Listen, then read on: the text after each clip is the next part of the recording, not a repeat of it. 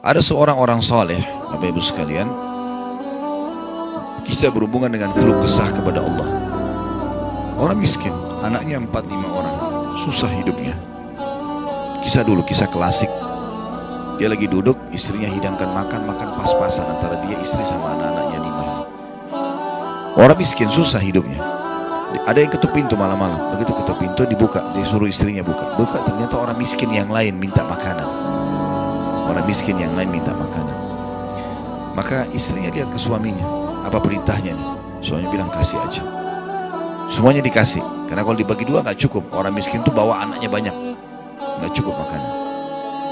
Lalu kemudian istrinya sama suaminya, suami istri orang beriman kepada Allah, tahu, ya sudah sabar. Tapi subhanallah, beberapa saat kemudian, kalau kita beberapa jam kemudian lah, menjelang malam hari, lebih gelap ya, sudah mulai masuk pertengahan malam, jam 12 malam, mereka kelaparan semua. Istrinya bilang, anak-anaknya nangis, saya lapar, kamu juga lapar, anak-anak lapar, bagaimana? Kata suaminya, tenanglah, saya akan coba cari jalan keluar, minta kepada Allah. Istrinya nggak paham suaminya mau kemana. Dia pakai bajunya, baju keluar, kemudian dia keluar pergi ke masjid dekat rumahnya. Malam hari, jam 2 malam, dia keluar, dia masuk di masjid, lalu dia sholat tahajud. Dan ini sifat orang beriman, berkeluh kesah sama Allah itu jangan cuma hal yang besar, dari hal yang kecil. Manja sama Allah itu baik. Ngeluh terus, minta terus sama Allah. Allah suka hambanya yang tamak dengan rahmat Allah. Tamak dengan rahmat Allah. Sudah sehat, minta ditambah kesehatan. Sudah kaya, minta ditambah kekayaan. Selalu minta tamak dengan rahmat Allah. Dan sudah pernah saya bilang, meminta sesuatu agar nikmat ditambah atau bertahan, itu adalah pahala lebih besar daripada kalau cobaan sudah datang baru kita minta diangkat cobaan tersebut. Kita sehat, minta agar Allah pertahankan kesehatan, itu lebih besar pahalanya dibandingkan nanti sakit baru minta disembuhkan. Jadi tamak dengan rahmat Allah itu penting. Kalau bahasa saya sebenarnya bermanja-manja sama Allah. Selalu ya Allah bantu, ya Allah tolong, ya Allah mudahkan, ya Allah terus hidupnya. Kalimatnya selalu begitu. Orang ini masuk ke dalam masjid, dia sholat malam lalu dia minta sama Allah, doanya begitu, ya Allah, Engkau tahu aku kelaparan dengan istriku dan anakku malam ini, maka berilah kami makan. Minta makan sama Allah ya. Maka yang terjadi dalam kisah ini dikatakan ada seorang raja, pemimpin wilayah itu, sudah 1 minggu mau taubat. Sudah seminggu mau taubat. Dia tidak tahu harus kemana. Pada malam itu, di mana orang soleh yang miskin ini sedang ibadah minta tolong kepada Allah dikasih makan, raja ini gelisah. Dia keluar lalu dia bawa 1 kantong uang emasnya. Dia bawa juga sekantong makanan yang terbaik yang dia punya di istananya. Kemudian dia bilang, ya Allah, sebagai bentuk taubatku kepadamu, saya akan berikan ini kepada hambamu yang engkau tunjuk ya.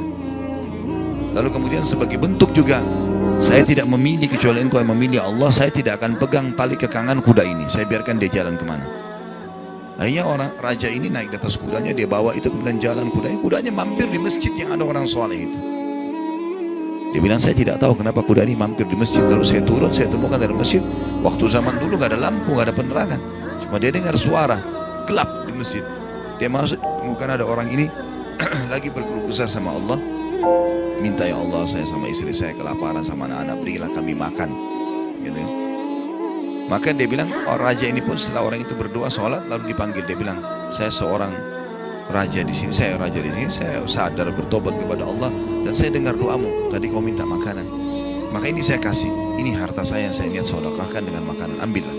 Dan kalau kau punya masalah lagi, datang ke istana saya kapan saja.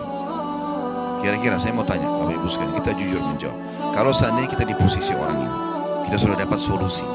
Kalau kita sekarang mungkin ada orang kasih kartu nama, nih ya, butuh apa saja telepon saya. Misal presiden, gak usah presiden terlalu tinggi lah.